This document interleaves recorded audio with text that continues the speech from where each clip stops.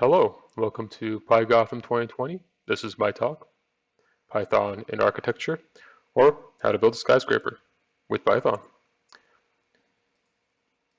I am Tadeh Hakopian, a design technologist and developer with a background in architecture. I've spent over the years using technology and coding to help the building design architecture process. And the takeaway for this talk is that Python makes everything possible, and this is a showcase of how Python can support architects and designers, and you'll see a few towers along the way. Just as a starting off point here, an influence to me, and I think a lot of people in both building design architecture and computer science architecture, is Christopher L. Sanders' pattern language. The idea that you can use components at different scales without reinventing the whole process is a really valuable insight and a common ground between those who are thinking about spaces we inhabit and tools we use. And it's a great philosophy for design. I encourage all of you to check it out on your own time. His work, Christopher Alexander's work, is pretty cool and influential. You'll see some ideas of the pattern language in this talk. First of all, I want to talk about how architecture works as a profession today. In a nutshell, just like this guy in the picture is, you sketch an idea out, and then you elaborate and draw plans for your design, and you keep updating and you keep going until you're done. You have enough drawings to show off to a contractor who can then say thank you, and then goes builds the project. Worked back 200 years ago, we only needed a handful of sheets, and they were all 2D. These days, given how complicated things can get, it's easily 2,000 or more sheets, and it's still 2D, even though we're more sophisticated at that. So it's a wasteful and limited process in our current flow of design. So that's why architects are getting more interested in computational tools to break out of these bounds of what we were doing with design. Current methods are not sufficient, so people are using tools that can allow for more expression, more options, and more creativity than ever before.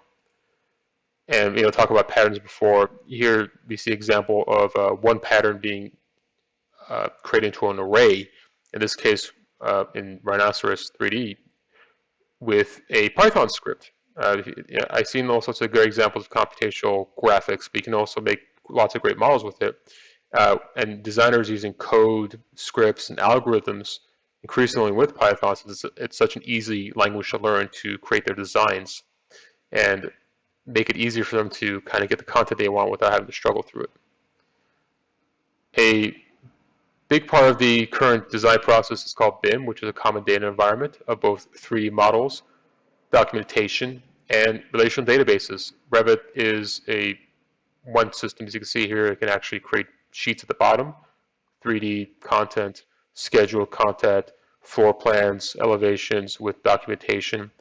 It's a great tool for what it does, but it's a bit limited and rigid in the way it works. So sometimes people want to break out of the bounds of how they work with these tools and other software, which is where something like Dynamo comes into play. It is a tool that was integrated with Revit by the Autodesk company.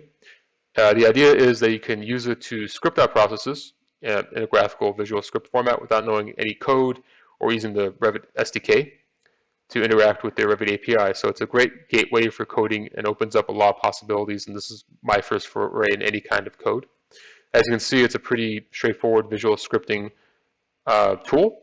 If you've ever seen visual scripting tools from other platforms like Unity, Node-RED, or anything like that, Dynamo is pretty much the same in superficial appearances. Difference is it can create some really great curvaceous designs and things you can't normally do with software like Revit on its own without knowing any code.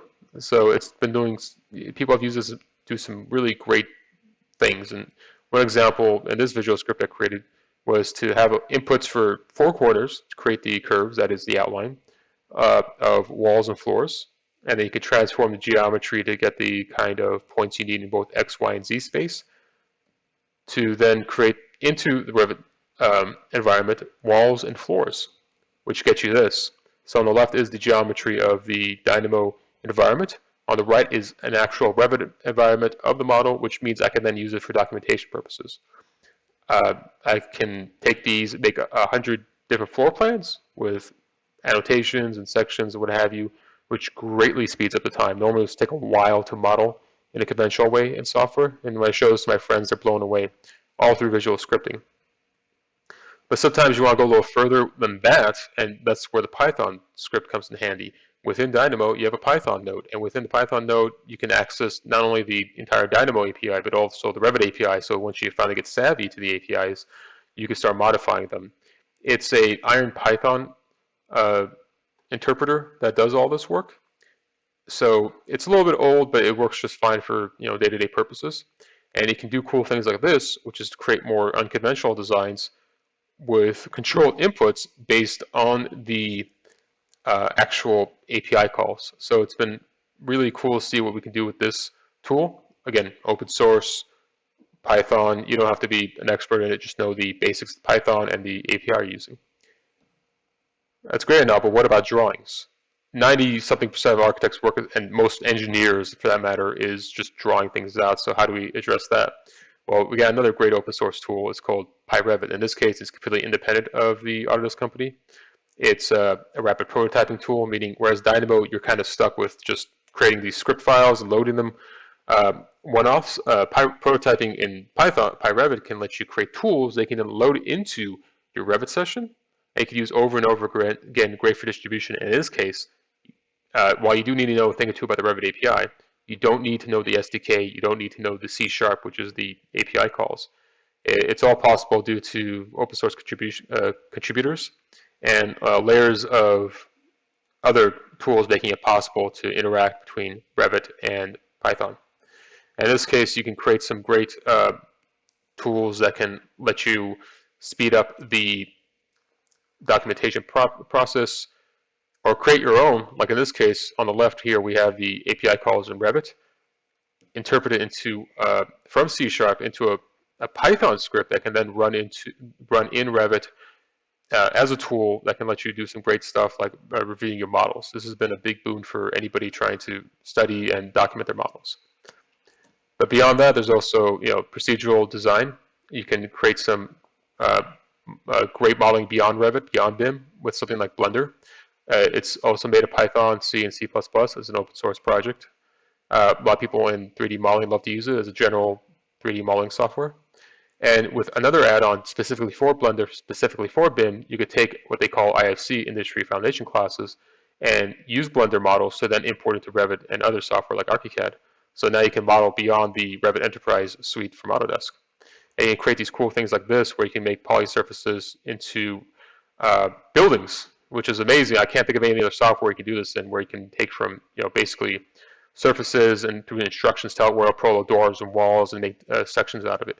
And so you can create some great stuff like towers very quickly. And then from there create documentation. And this is going to be, I think, the future of how architects and designers of all kinds work on their designs, is through some very fluid open source methods. And what would an architecture project be without energy analysis?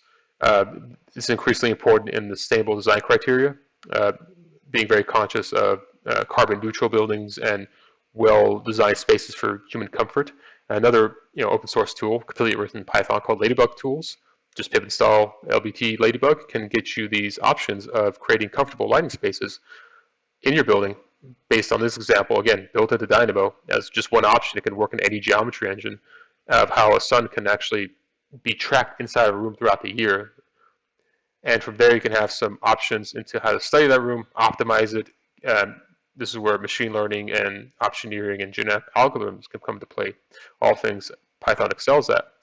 And from there, just create even more refined studies of getting the most out of, say, how much heat's inside a room, like in this case with another tool from the developer called Honeybee. So this is just the tip of the iceberg of what's available for analysis in architecture and design from Python developers.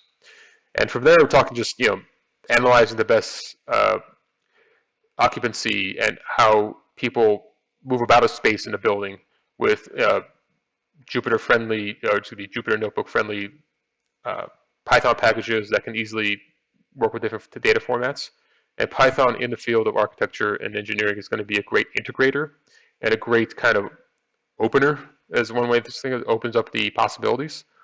And to have an open source ecosystem, so we're stepping away from the not so friendly, not so sharing, enterprise tools that everybody's been kind of stuck with for 20 years.